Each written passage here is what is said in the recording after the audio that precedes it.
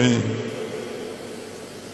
to say something about what is going on in the country and in the world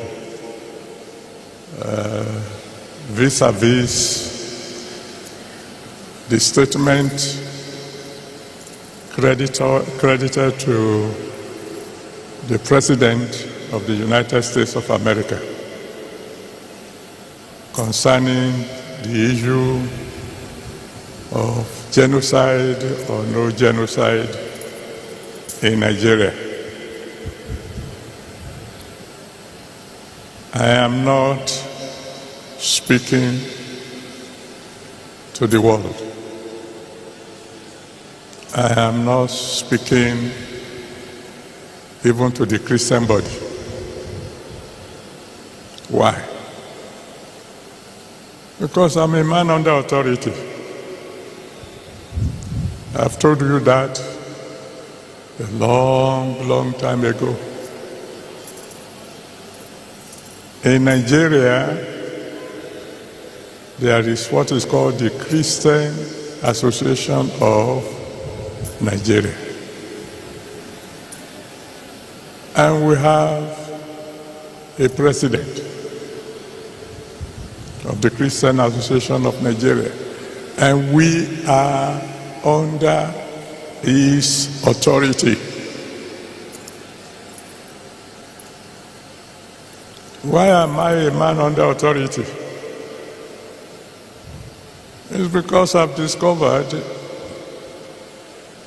from the Bible that a man, no matter his stature,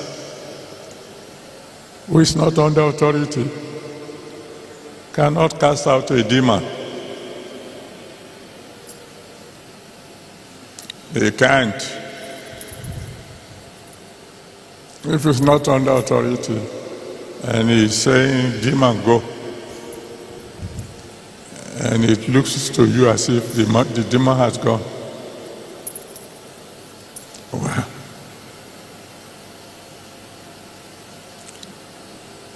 since I was born,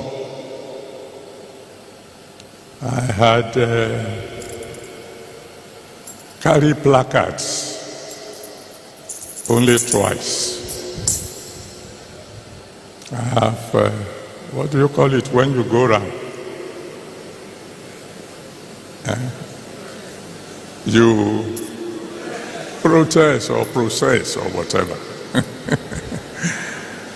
Only 2 times. First time, 1964, as a student at the University of Nigeria, Nsukka, Enugu campus. I protested, I went on procession because the people who organized the protests are radicals. And if they say we are going on a procession and you don't join them, they come and meet you in your room in the hostel, and God have mercy on you. So, even though I didn't quite agree with what they are protesting about, Nsukka is a bit far from Ifewara. And I went to study, not to have my head broken. So when they said we'll go, I said, yes, here we go. The second time ever was some years ago when the Khan president at that time said all churches should protest around the streets where their churches are, protesting against killings going on in Nigeria, particularly against Christians.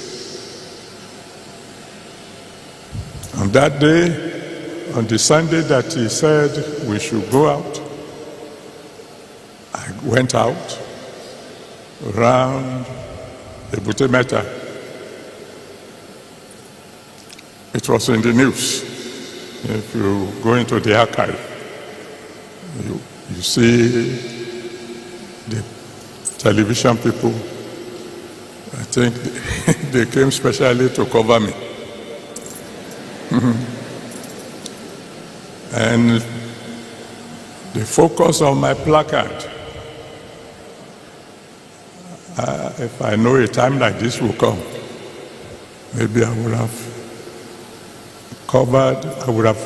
kept a video. On my placard, I wrote, "Every soul is precious to God." That's what's in my own placard, and I carried it myself. Every soul is precious to who? To God. Christian souls, Muslim souls, even enemy souls. That's what I believe then. That's what I believe now. Because every soul you kill, for whatever reason,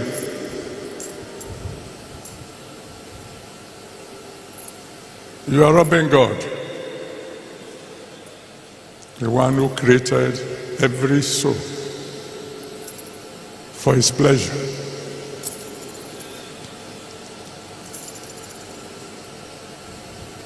And until the president of Cannes says something about the issue that is going on, I will not be talking. What do you mean you will not be talking? I mean, I won't be talking to the people outside. There's nothing wrong in me talking to my own children.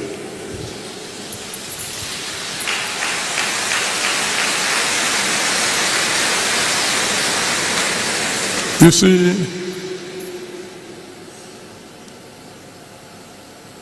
there was a time in Nigeria when Christians and Muslims were living together in harmony. Is that correct? In my family, my elder sister was married to a Muslim. My father was a Christian, my mother was a Christian, but one of my sisters was married to a Muslim. The name in Yoruba, I don't know how they call it in the real Muslim something. His name was Adiatu. And so in my family, up to today, I have cousins whose name is Rasak. I have people who call Musili, whatever they call it, in the correct something, and so on and so forth. And we live together in peace. We live together in harmony. When it was Christmas, we do it together. When it's Ileya, oh.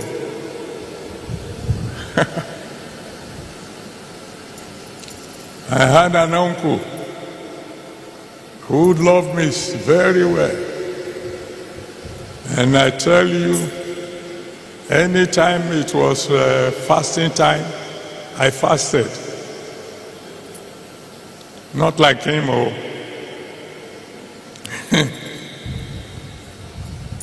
I fasted in that I didn't eat dinner.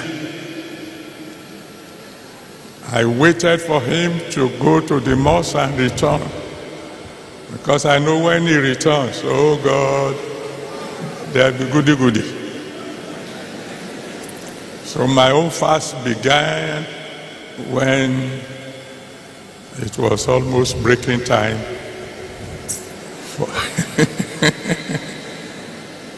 And I'm telling you, that man loved me like nobody else, even though my name is Enoch. He will wake me up in the night when they are finished preparing pounded yam, and we ate sari together. That didn't stop me from breakfast when going to school.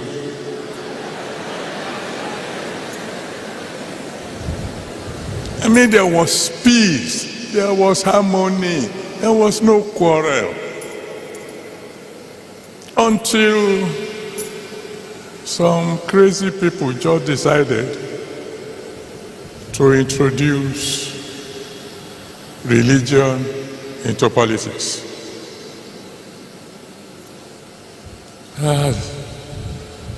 That's when everything went wrong. Now, you say, what about what is on the ground? Well, I'm talking to you, my children. In my own usual quiet way, I had related to all the presidents who were around when this trouble started. What did you tell them? Whatever I discussed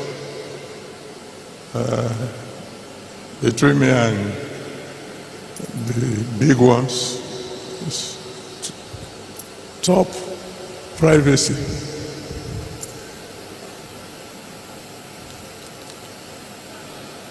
I have done my best, quietly, behind the scene. But as I've always told you, you can only advise the commander-in-chief. You can't command him. Because if you command the commander-in-chief, then you become the commander of the commander-in-chief. That doesn't make sense. But I've tried. And God is my witness.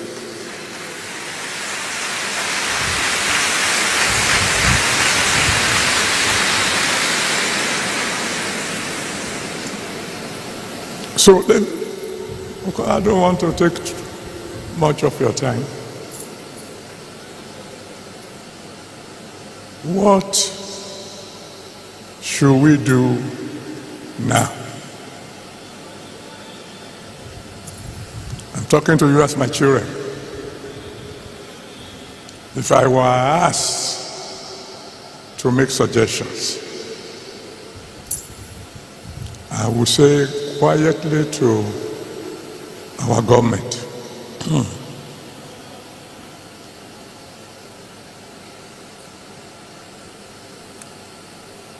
move fast.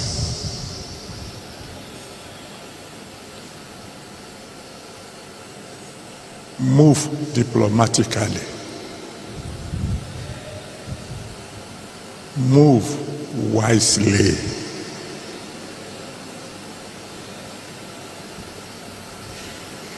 Find a way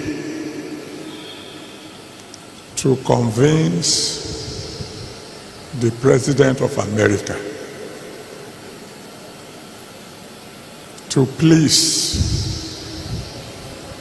delay his actions for about 100 days.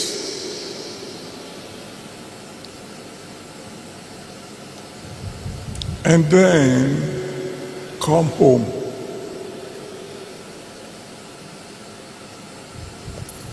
And tell our security chiefs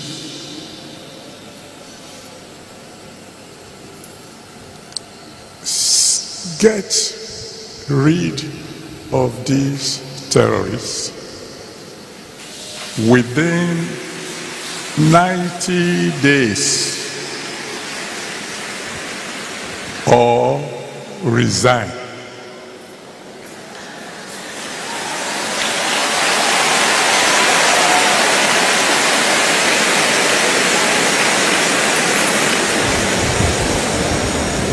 Now that, I'm sure, will sound familiar to those of you who have been following situation in Nigeria. There was a president, unfortunately, he's dead now, that's Buhari, who issued such an order. Some of you will remember. Who called the service chief together and said, I give you 3 months. Get rid of all these Boko Haram people or resign. He's not around to tell you who gave him that advice. He ran with that advice, but he didn't follow it through. Because he gave the order as the commander-in-chief of the armed forces. But, and amid the security operatives moved fast. But 3 months went,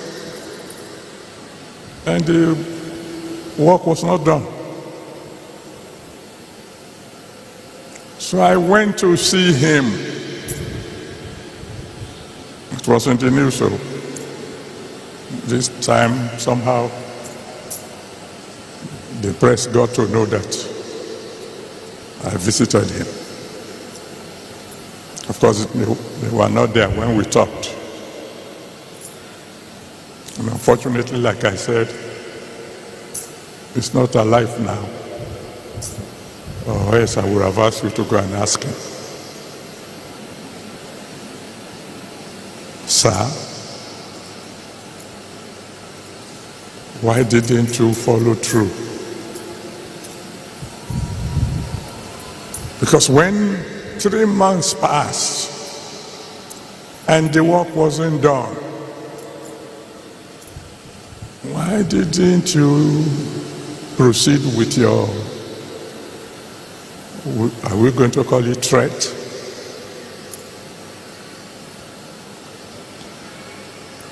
I won't tell you the details, but one thing came out of that meeting.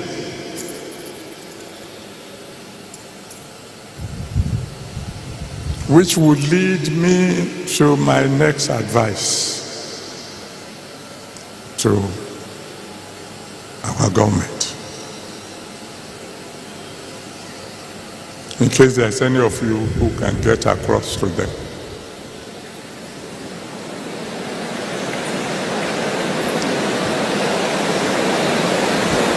That when giving orders to the service chief this time round,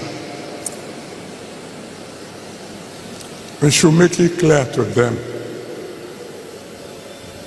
that they are not only to eliminate the terrorists, they should eliminate their sponsors.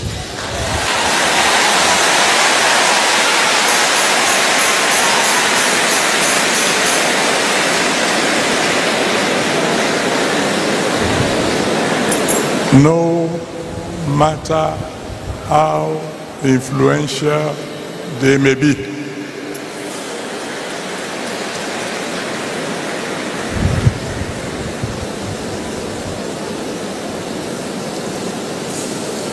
When I say my people, when I say our leaders should move fast, move diplomatically, they have to be and move wisely. They must take note of the fact that if America should attack us, China is not coming to defend us. Russia will not come to defend us.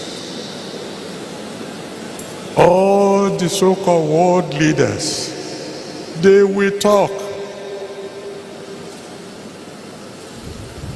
They will condemn what America had done in strongest terms.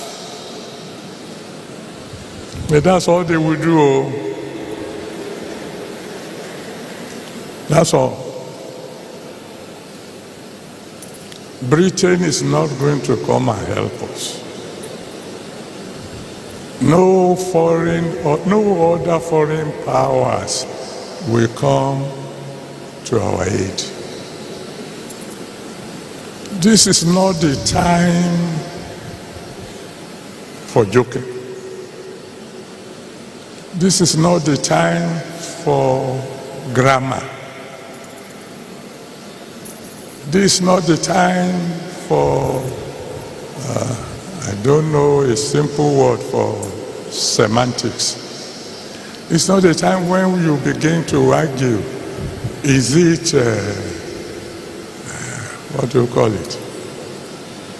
Suicide, or what are they calling it? What's the language?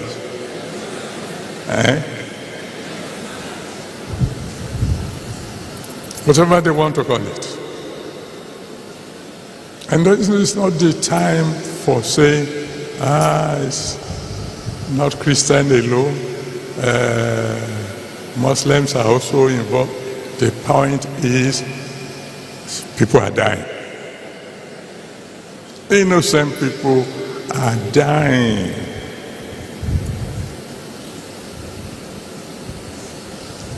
I almost spoke last month when I heard the speech of my in-law, the president. When I heard the speech, particularly that section that spoke about security, and you can go and listen to it again, where I heard him say, all is well now, that displaced people have returned to their villages, and I almost said, the one who wrote that speech for my president, my in-law, does not like him.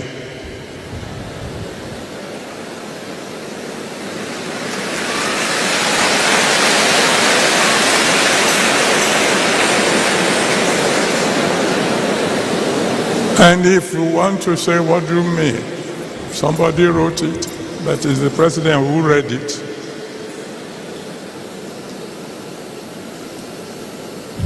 Didn't he read it before he read it? Well, if you put it that way, then my conclusion will be there are several people around my beloved in-law who are not telling him the truth.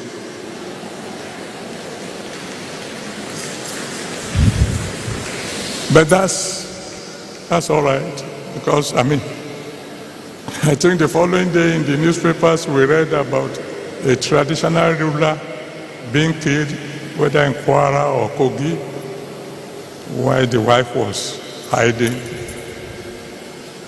somewhere in the house. But it's not the time for apportioning blames. Our president inherited this problem. It started before him. And in any case, I am an applied mathematician. I am more interested in just get the problem solved. That's all.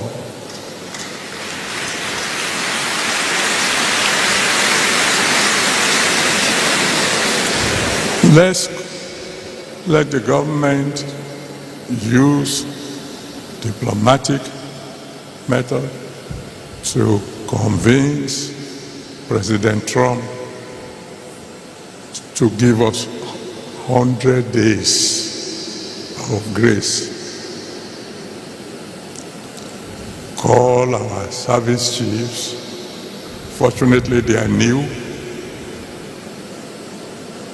Perform within 3 months or resign.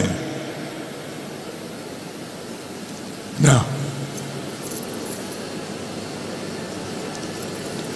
where do you come in? You want to ask me, Daddy, you want to tell us you had no idea that something like this is coming? I've told you I'm not a prophet. I only hear from God once in a while. But do you think I asked you to fast for 100 days for 4?